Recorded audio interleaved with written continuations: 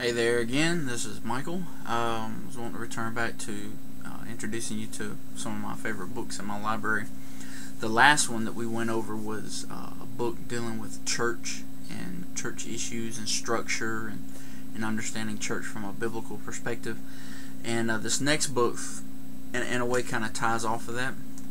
And this book is called Revival and Revivalism, The Making and Marring of American Evangelicalism, I can't read today, from 1750 to 1858, and it's by Ian Murray. Now this book is a pretty good sized book, but I don't know, I guess I've read about four books written by this guy, and he's a very good writer. Very good writer. Now this is more of a historical book, so it's not, it's definitely not fiction, but it is dealing with a lot of facts and historical dates and people and places and things like that. But if you're at all interested in the church, the history of the church, especially in America, things like that, this is a very good book. One particular, I guess, main theme that is addressed in this book is the way we modernly think of things. Well, let me just say it like this. If you have what's called an altar call at your church, or an invitation at the end of the service, this book will actually go into showing you where and when that came about, because that actually only came about in the 1800s, and that may surprise some people. But that practice before then was never done, was never thought of, was never anything. But anyway, so that's dealt with in this book. You can see the events and the people surrounding that. Just a very good one thing. This is just kind of a personal observation, but it seems to me that the large portion of Christians are fairly ignorant when it comes to church history. They're not familiar with events in church history. They're not familiar with people. They're not familiar with how the church changed from the first century and through the ages, and if you had a timeline, they're not familiar with big events that occurred and things like that. So this book is a step into remedying that. But like I said, because of the year range, it's limited to the American church for the most part. But that's a good start, because most of us are fairly ignorant even to the American history of the Christian church. So I just really recommend the book. Just like I've done with these previous ones, I'd like to introduce you to what it says on the back.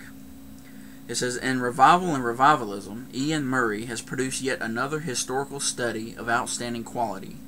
Against the rich background of narrative of God-giving revivals in North America, he traces the landmark changes in both understanding and practice which took place between the middle 18th and 19th centuries, culminating in the widespread influence of Charles Grandison Finney. This is not merely a record of the church's past. Rather, those who read it will soon realize that it provides a key to understanding contemporary evangelicalism and its deep needs.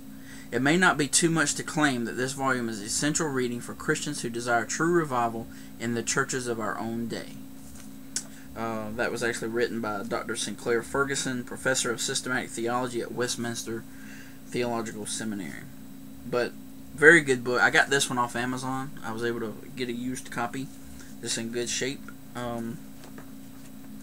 Otherwise, I think if you buy it brand new, it's about 30-something bucks. But I can't remember how much I got it for on Amazon. But I found a cheaper copy than that, and it's in very good shape. But this particular book, I recommend.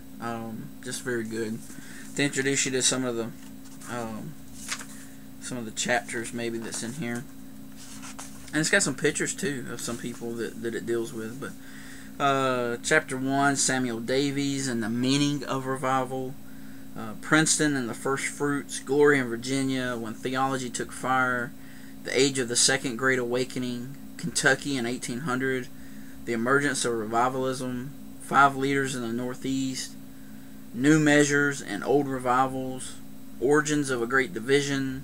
The illusion of a new era. The Baptist in transition.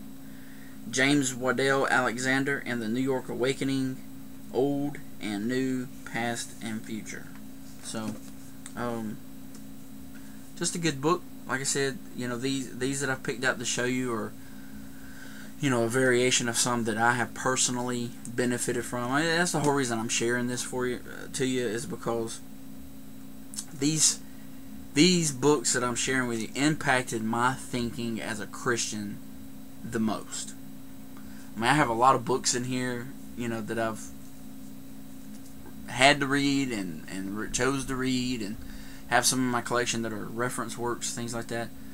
But these I've picked out because these are the ones that come to my mind first as being those who I can go back in my timeline of my Christian and put a push pin and say that this marked a change in my thinking, or this solidified something in my thinking about Christ, God, and the church, and the Christian life. So I'm just sharing these with you. If you're hungry to seek out to know more, about God, the church, the Christian life, and, various issues. These are some that I would recommend because they impacted me, and so I just do that again. Revival and Revivalism. So, great book. Get that, and I'll see you on the next one.